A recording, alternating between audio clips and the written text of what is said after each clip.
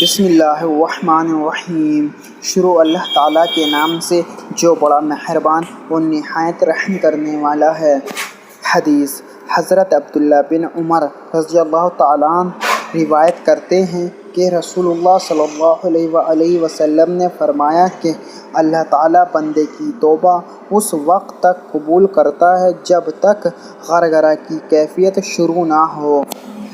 تشریح: موت کے وقت جب بندے کی روح جسم سے نکلنے لگتی ہے تو حلق کی نالی میں ایک قسم کی آواز پیدا ہو جاتی ہے جسے عربی میں غرغرہ اور اردو میں خرا چلنا کہتے ہیں۔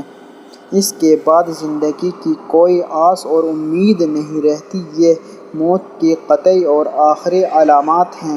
اس حدیث میں فرمایا گیا ہے کہ غرغرہ کی اس کیفیت کے شروع ہونے سے پہلے بندہ اگر توبہ کر لے تو اللہ اس کی توبہ قبول فرمائیں گے۔ غرغرہ کی کیفیت شروع ہونے کے بعد آدمی کا رابطہ اور تعلق دنیا سے کٹ کر دوسرے عالم سے جڑ جاتا ہے۔ اس لیے اس وقت اگر کوئی کافر اور منکر ایمان لائے یا کوئی نافرمان بندہ گناہوں اور نافرمانیوں سے توبہ کرے تو اللہ تعالیٰ کے یہاں قابل قبول نہ ہوگی۔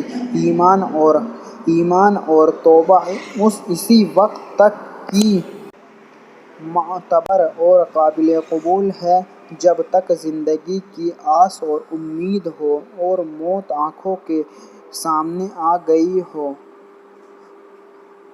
قرآن پاک میں بھی صراحت کے ساتھ فرمایا گیا ہے۔ ترجمہ: ایسے لوگوں کی توبہ قبول نہیں جو بار بار گناہ کرتے رہتے ہیں یہاں تک کہ جب ان میں سے کسی کے سامنے موت کھڑی ہو تو کہنے لگے کہ میں اب توبہ کرتا ہوں۔ حدیث کے مضمون کا ماخذ بظاہر یہی آیت ہے اور اس کا پیغام یہی ہے کہ بندے کو چاہیے کہ توبہ کے معاملے میں ٹال مٹول نہ کرے۔ معلوم نہیں کس وقت موت کی گھڑی آ جائے اور خدا نخواستہ توبہ کا وقت ہی نہ ملے۔ زما ملک۔